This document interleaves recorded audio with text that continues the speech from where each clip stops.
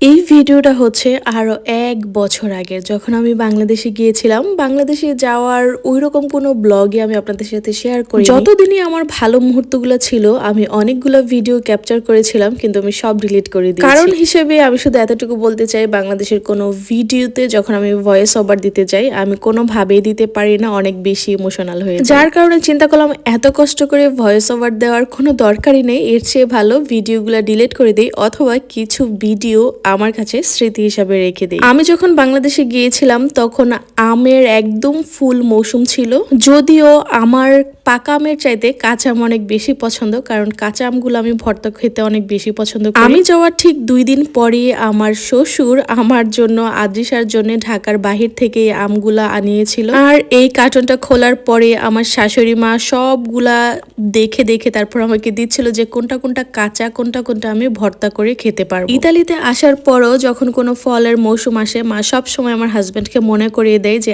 আমার এবং আমার মেয়ের কোন ফলটা বেশি পছন্দ, সেইটা যেন অবশ্যই আমাদের জন্য নিয়ে আসে। যদিও বাংলাদেশের মতো এখানে সবসময় আমরা সবকিছু পাই না, কিন্তু আমার হাজবেন্ড আলহামদুলিল্লাহ সবসময় চেষ্টা করে যে আমার এবং আমার মেয়ের পছন্দের ফলগুলো যেন আমরা খেতে পারি। আর এই আমগুলো যেহেতু ঢাকার বাহির থেকে এসেছে, অতটা কাঁচা ছিল না, তারপরও যতগুলা ছিল ততগুলাই আমি নিয়েছিলাম এখানে ভর্তা করার জন্য। আমরা আসলে যারা প্রবাসী থাকি, আমরা বাংলাদেশি মানুষ বলেন, বাংলাদেশি আত্মীয় স্বজন, নিজের বাবা মা অথবা নিজের শ্বশুর শাশুড়ির কথা কি আর বলবো, সাথে বাংলাদেশি খাবারও অনেক বেশি মিস করি।